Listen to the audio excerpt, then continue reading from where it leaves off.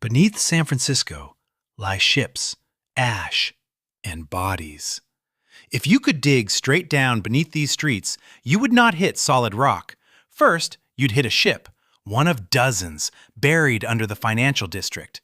Dig deeper, and you'd find a layer of ash from a city that burned to the ground 6 times. Deeper still, bodies. More than 100,000 of them. San Francisco has never cleaned up its disasters. It buries them and builds something beautiful on top. So let's dig. This is the story of what's underneath.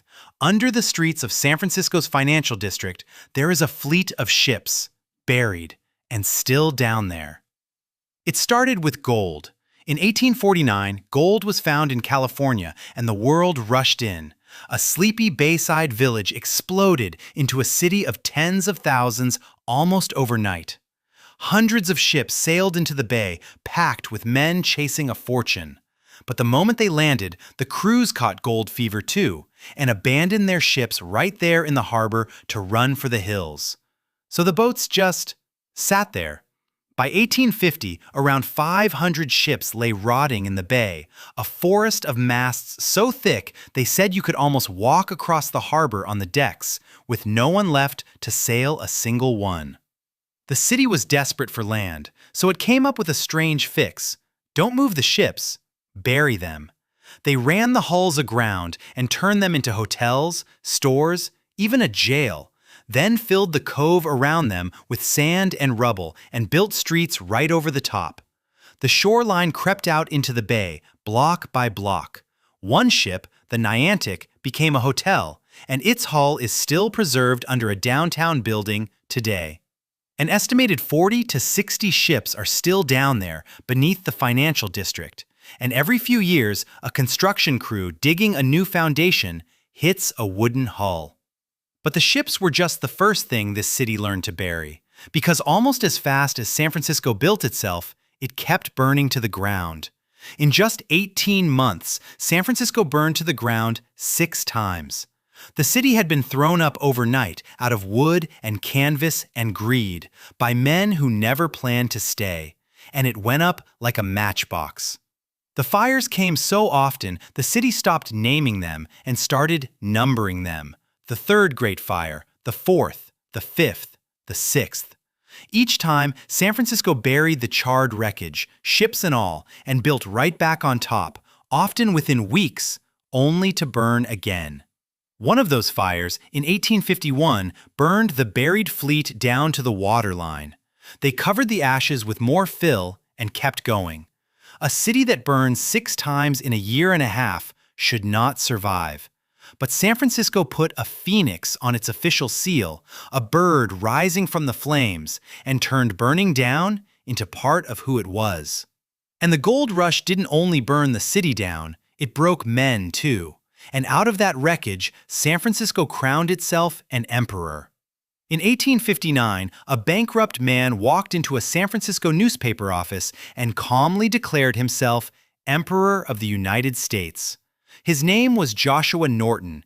He'd come for the fortune, actually made one, then lost every cent on a single bad bet. And somewhere in that ruin, something in him shifted. And here's the part that could only happen in San Francisco. The city went along with it. For 20 years, Emperor Norton walked the streets in a plumed hat and a second-hand military uniform, gravely inspecting the city he believed he ruled. Restaurants fed him for free. Shops accepted the banknotes he printed himself.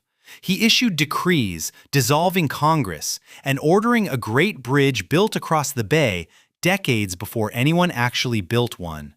When he collapsed on a street corner and died in 1880, a newspaper ran the headline, "Le roi est mort," the king is dead, and an estimated 10,000 people filed past his body as it lay in state. A penniless man who had ruled absolutely nothing, mourned like a king. Remember him, he comes back at the end. Because the San Francisco that Norton ruled was about to be wiped off the map. At 12 minutes past 5 in the morning, on April 18, 1906, the ground under San Francisco tore loose. The the San Andreas Fault ripped and a massive earthquake tore through the sleeping city.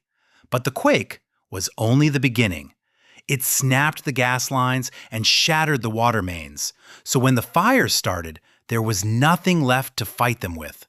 For 3 days, San Francisco burned. The army tried to stop the flames by dynamiting entire blocks, and often just blew the fire wider instead.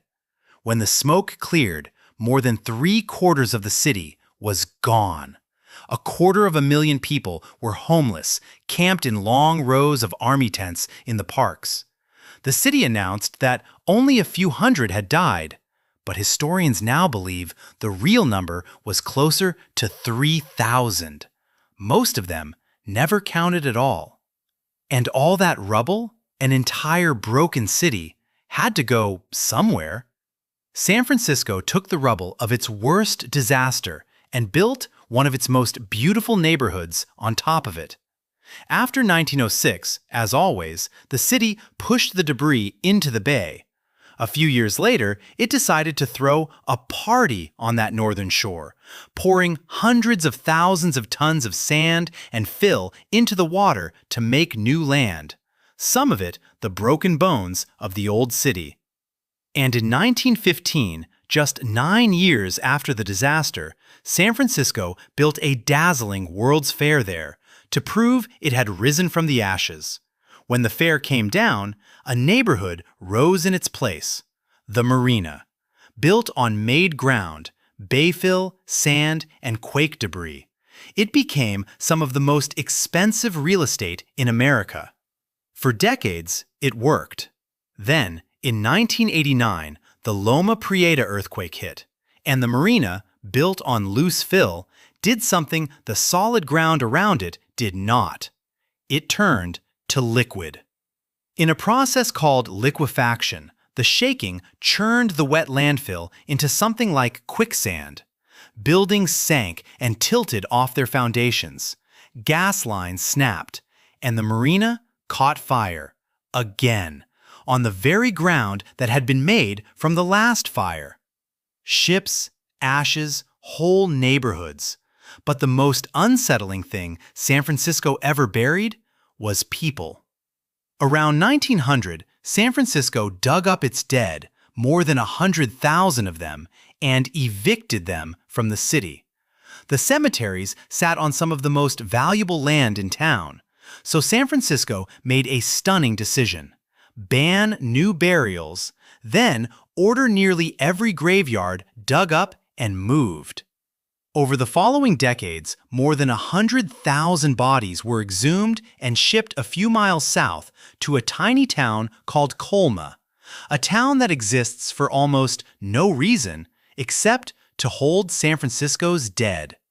There, the dead outnumber the living by more than 1,000 to 1.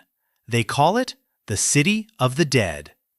But moving that many graves is messy work, and they cut corners. Sometimes they moved the body, sometimes only the headstone, and sometimes they took the headstones and used them for paving, lining the city's gutters and building the seawall along the bay. Walk through some of San Francisco's parks today, and you can still find them underfoot. Broken grave markers, names and dates and all. And remember the emperor? Even Joshua Norton wasn't spared. When the cemeteries were emptied, the self-declared Emperor of the United States was dug up with all the rest and carried out to Colma. The emperor evicted from his own kingdom. They missed some too. For a century, crews building over the old cemeteries kept finding what was left behind: coffins under schoolyards, bones under basements. And in 2016, a family remodeling their home found a little girl in a sealed glass casket, perfectly preserved, beneath the floor of their garage. Buried and forgotten for over 100 years.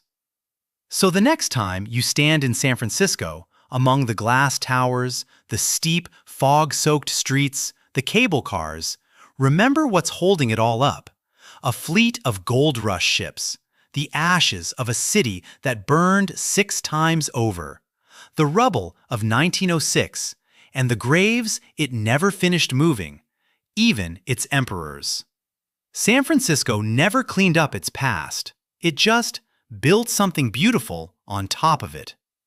And if building a city on top of its own buried disasters sounds dangerous, wait until you hear about the company that drilled a single hole and made an entire lake disappear. New story every week. Subscribe.